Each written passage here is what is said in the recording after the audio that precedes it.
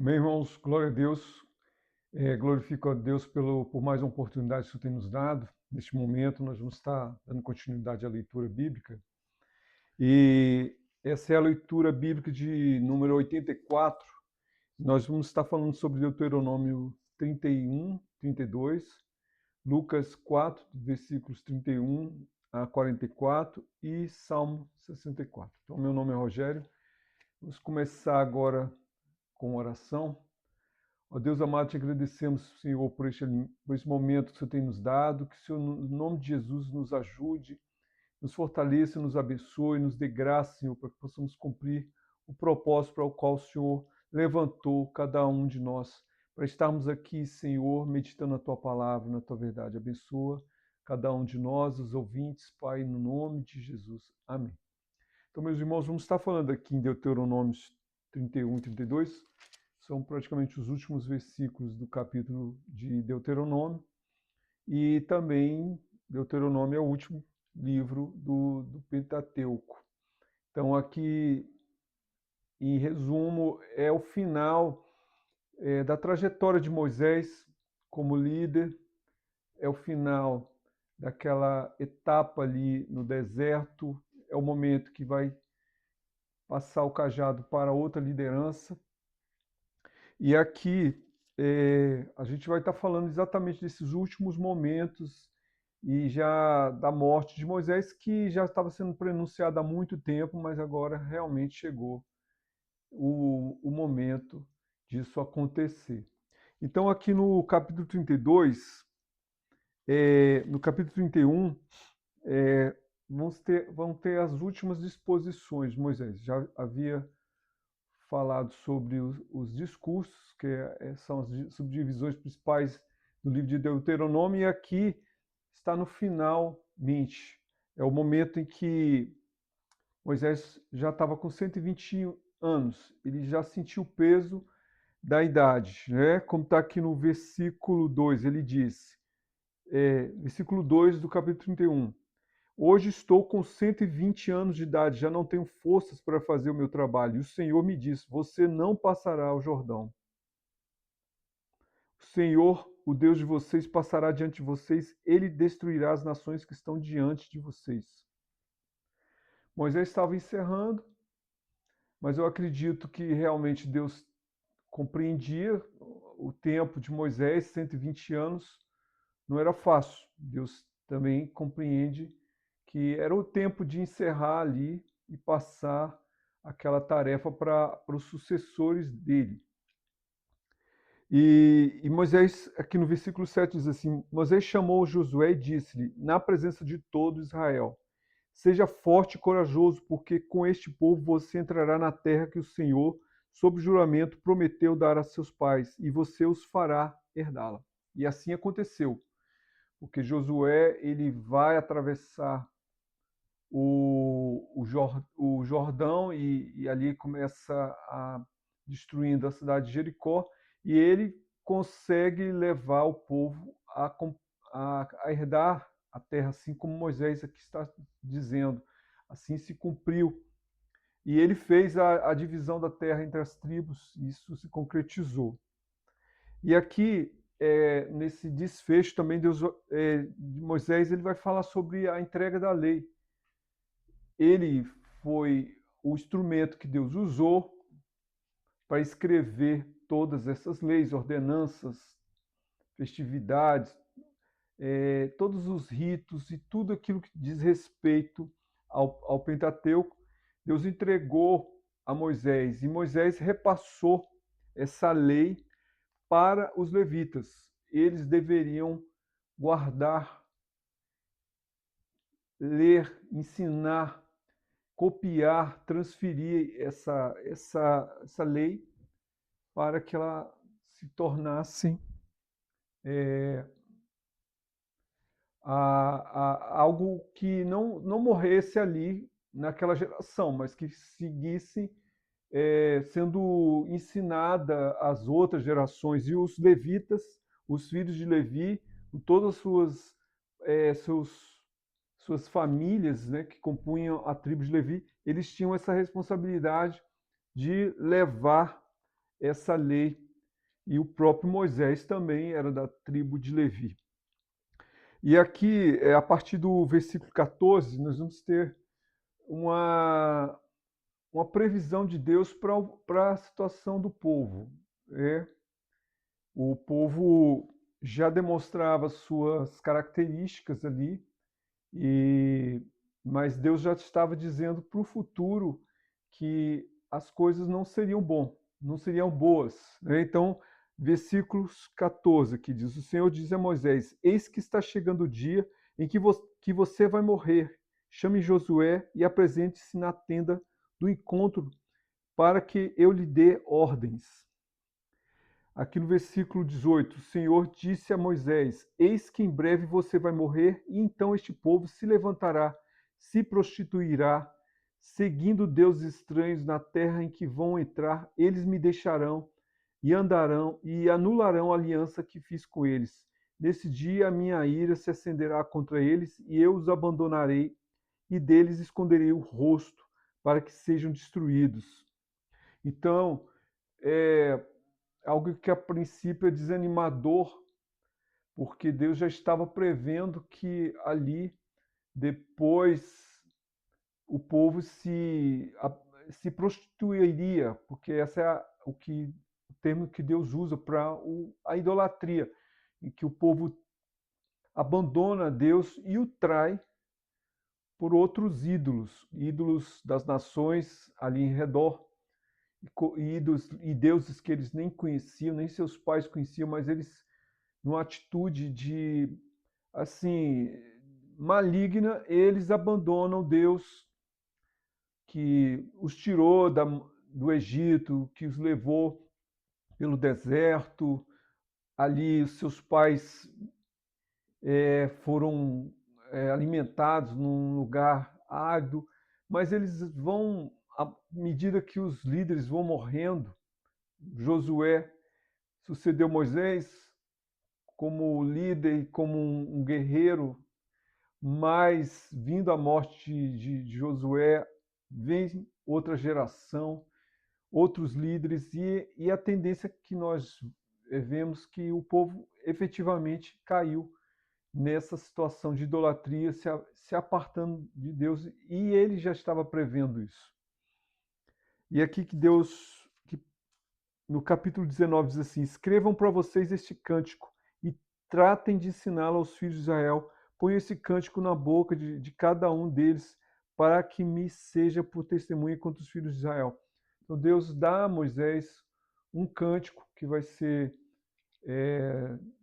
escrito aqui, vai ser registrado aqui no capítulo 32, que é o próximo capítulo, que vai falar exatamente de algo que é para ficar na memória, gravada na memória do povo, para que quando as coisas acontecerem, quando eles se rebelarem, quando eles se afastarem do Senhor e virem as consequências disso, esses cânticos, esse cântico que ficou guardado na mente, na boca dos israelitas, vai servir para que eles se lembrem de o que sucedeu a eles, porque o abandonar de Deus lhes trarão consequências terríveis. Então, eles, com esse cântico, eles vão se lembrar que já de antemão Deus estava prevendo as consequências que eles iam ter por o abandonarem. Aí está aqui no versículo 21. E quando muitos males e angústias os tiverem alcançado, este cântico será minha testemunha contra eles, pois os descendentes deles sempre o trarão à boca. Então, é impressionante como Deus usa os recursos, os cânticos, a forma realmente de eternizar algo, ele usou, o que Moisés vai trazer ao povo para que eles, no momento da angústia, eles vão lembrar que já estava previsto, e quando eles acontecer que eles caírem em si, né, da atitude que eles tiveram diante do Deus que os tirou da escravidão, os levou para uma terra que mana leite e mel, mas mesmo assim eles não se apartaram da iniquidade, né? E aqui é Moisés já falando, né? Porque versículo 27, porque eu conheço a rebeldia e teimosia de vocês, porque se hoje, durante a minha vida, enquanto ainda estou aqui, vocês já são rebeldes contra o Senhor, o que vai acontecer depois da minha morte? Né? Então, versículo 29. Então, nos últimos dias, este mal os alcançará, porque vocês farão o que é mal aos olhos do Senhor, provocando a ira com obras das suas mãos. Então, é algo assim terrível, né? E já saber que isso já estava previsto. Deus estava recolhendo Moisés, mas a verdade é que o próprio Deus é que é Senhor. Moisés foi um instrumento.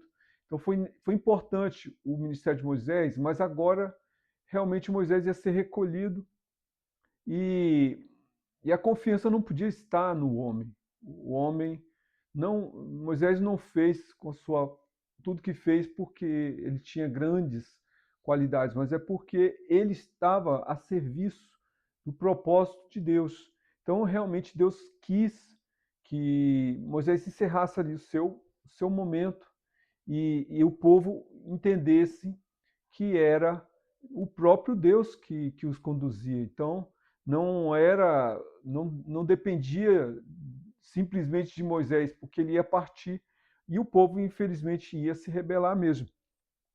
Já no capítulo 32, aqui já a gente vai ter o cântico. Esse cântico que Deus falou, que ia colocar na boca dos israelitas para servir de testemunha, foi esse cântico que foi registrado aqui em 32. Vai falar exatamente dessa condição de rebeldia, né? Versículo 5 do capítulo 32 diz assim: procederam corruptamente contra ele, já não são meus filhos, e sim suas manchas.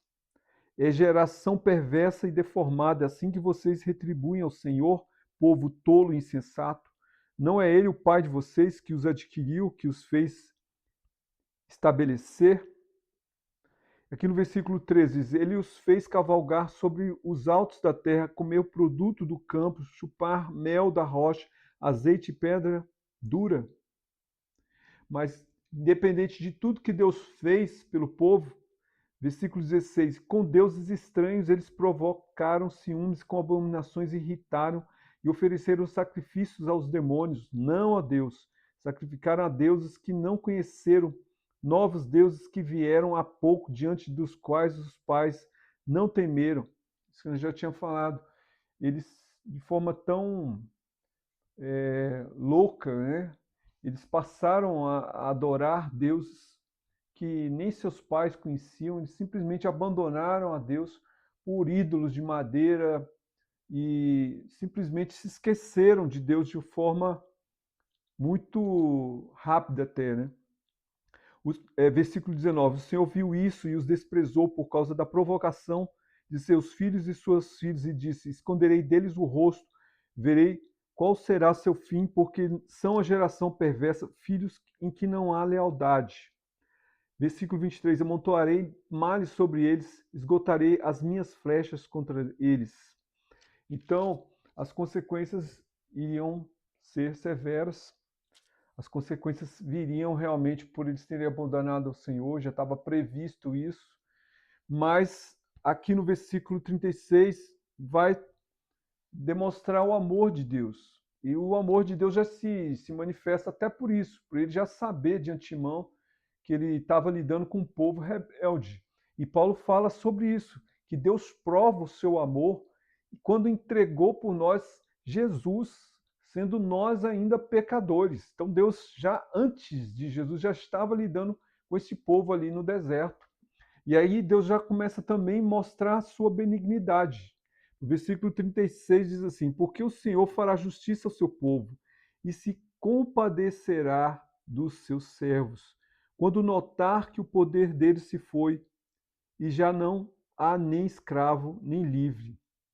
Então, Deus também já estava prevendo a sua misericórdia, que mesmo quando Deus permitiu que isso acontecesse, eles sofressem as consequências, foram levados cativos, foram tirados da terra que eles foram plantados, mas Deus também os trouxe de volta para a terra, reconstruiu o templo e fez deles nova nação, mesmo com tudo o que eles fizeram, mesmo com tudo que eles praticaram. E aí Moisés, né, vai falar para eles, porque versículo 27, porque essa palavra não é para vocês coisa vã, pelo contrário, é a sua vida, e por essa mesma palavra vocês prolongarão os dias na terra em que passarão o Jordão, vocês vão entrar, que vocês vão entrar e da qual tomarão posse. E aqui já no versículo finais do capítulo 32, o Senhor fala a Moisés para que ele suba ao monte de Abarim, ao monte Nebo, que está na terra de Moabe, em frente a Jericó, e veja a terra de Canaã que dou como propriedade aos filhos de Israel. Você vai morrer no monte, ao qual terá subido, e será reunido ao seu povo, como Arão, seu irmão, morreu no monte Hor. Então, daqui para frente, apenas definições sobre essa finalização, entrega do cajado para Josué e a morte de Moisés no Monte Nebo.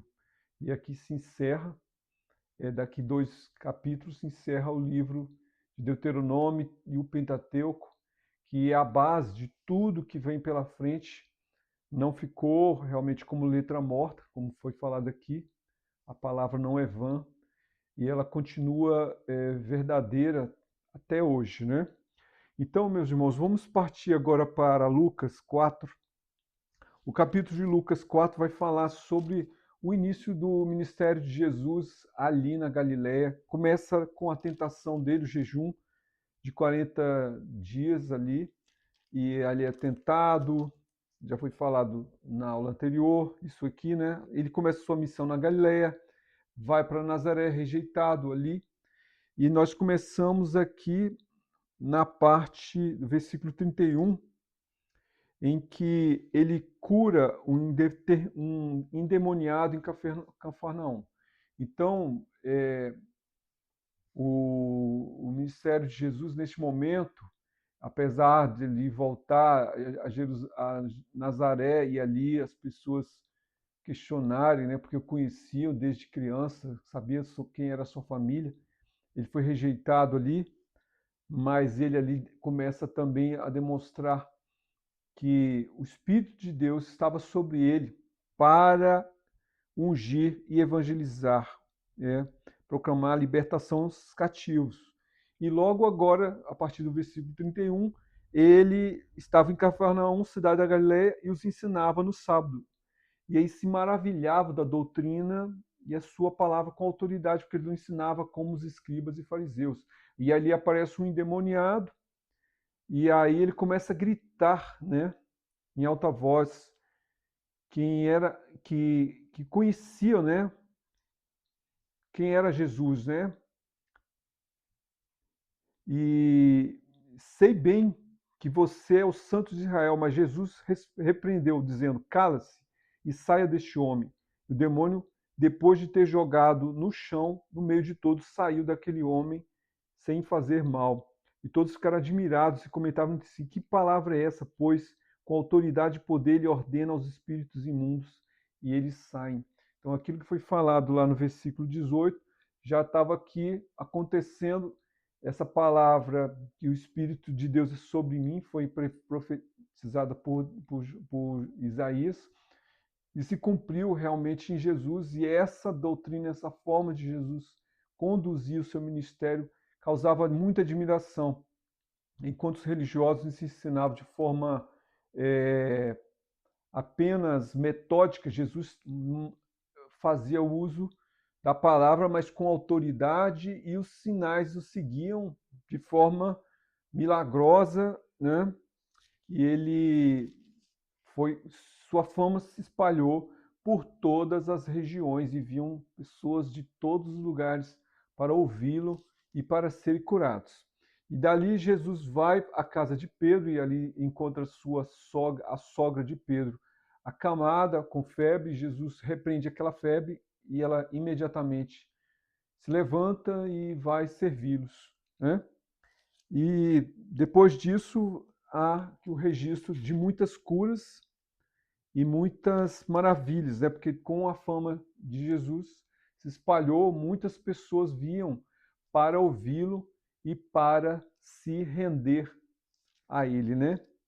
E aqui nós temos Jesus pregando nas sinagogas, Jesus pregando e anunciando o reino de Deus naquelas cidades, pois ele disse: é para isso que eu fui enviado, e pregava nas sinagogas das Judeias. Então, ele cumpria, ele não veio simplesmente abrogar tudo, ele não veio desfazer tudo, mas ele continuava ali nos sábados, se reunindo como os judeus se reuniam, e ali ele tinha a oportunidade de falar a eles, ensinando-os que ali já estava começando um novo momento, né, com a sua vinda. E esse capítulo 4 fala exatamente desse momento, desse ministério de Jesus que se iniciava e estava se apresentando à sociedade ali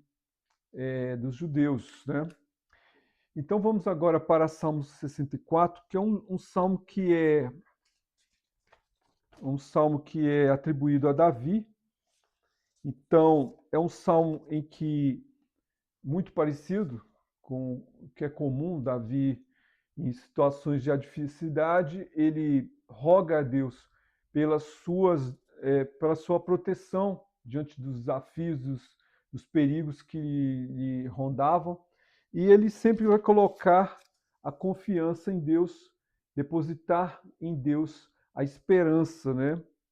Aí ele vai falar sobre os inimigos, né? Versículo 3 do Salmo 64. Eles afiam a língua como espada quais flechas, apontam quais flechas, palavras amargas, para as escondidas atingirem o íntegro contra eles, e disparam repetidamente e não temem. Planejam iniquidades, né? Planos que fizeram perfeito, os pensamentos, o coração de cada um deles não são um abismo. Mas ele vai falar aqui no versículo 10, que é o desfecho, diante de todas as circunstâncias, mas ele vai dizer: o justo se alegra no Senhor, e nele confiam, e se gloriam todos os retos, de coração. Então, independente das adversidades, é importante confiar no Senhor e acreditar em Deus. E Davi foi muito próximo, apesar de todas as adversidades que ele passou, ele foi um homem próspero, um grande rei de Israel. Então, ele é uma testemunha fiel de que vale a pena confiar em Deus, mesmo em meio às adversidades. Amém? Glorifico a Deus por essa oportunidade, que Deus abençoe a cada um de nós. Amém, meus irmãos.